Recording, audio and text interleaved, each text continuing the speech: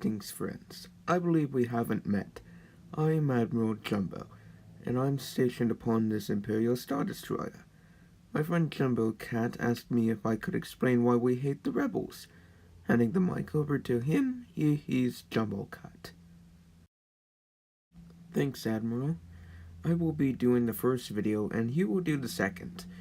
In this video, I will talk about why I hate Star Wars Rebels, the show, and the actual faction, but more of the show.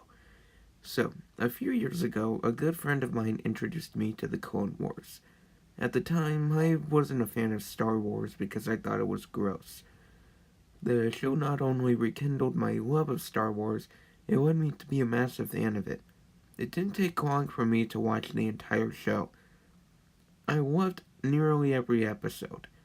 It allowed us to see the war from new perspectives and showed how clones could show expression and heroism in an army where everyone looked like them. Then a few years later, a new show came out. It was called Star Wars Rebels.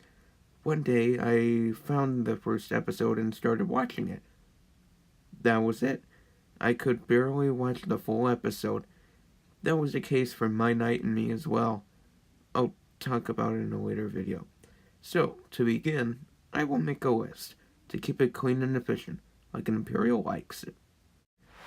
One is that it is about rebels. When my love of Star Wars was rekindled, I changed a lot of my perspectives on a lot of views. One of these views, the Empire is good. I actually made a video about it, a link in the description below. The entire original trilogy was about the Rebel Alliance and its desperate fight against the Empire.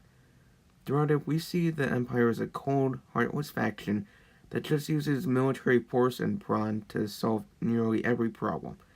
That is completely untrue. The average Imperial was a regular person who was just doing their job. Star Wars, when it first came out, followed a galactic civil war. And in a war, there was always two sides. Otherwise, it's just a really sad old man playing Risk with himself. And they've forgotten to tell us about the other side of the conflict. 2. The animation sucks. Take my point. 3. The characters are horribly written. The characters are like chicken breasts in a way. The more developed they are, the better cooked they are. The characters in the show are either left raw or horribly overcooked. Point of interest, Sabine. She's the queen of the Mandalorians. She has the dark blade, and she's a graffiti artist. Oh, and she's a rebel. Oh, and she's only 16. Her character sounds like the rantings of a 6-year-old child. And then we have Zeb, who is basically just a big guy who does the grunt work. But I hate them all. 4. Useless cameos. I'm not talking about Thrawn. He's awesome. I'm talking about the characters and vehicles from Rogue One. The new tanks, soldiers, and ships from the movie are put into the show for no other reason because they're Star Wars.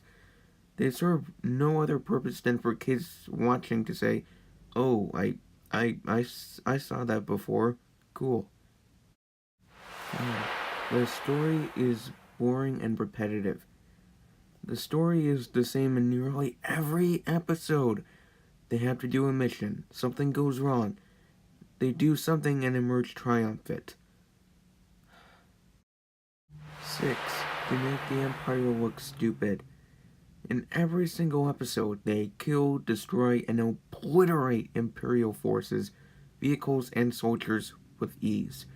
If that's what they're fighting, then what's the fear when an Imperial fleet comes in? The group has boringly thick plot armor that can easily destroy every Imperial in sight.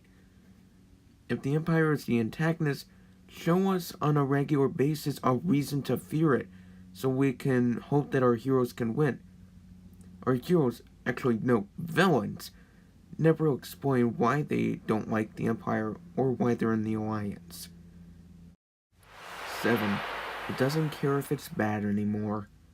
Since Disney bought Star Wars, one of their first actions was to make a show to express their brawn. Thus, Rebels was born.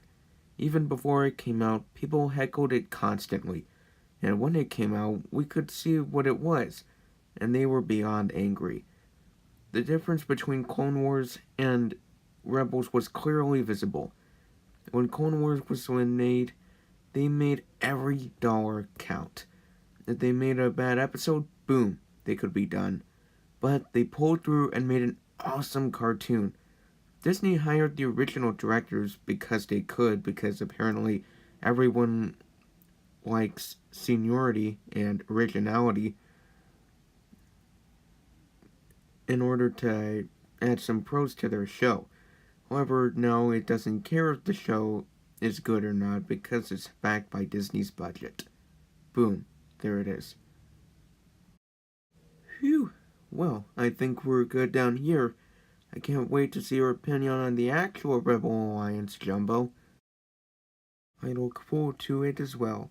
Anyway, thank you all for watching.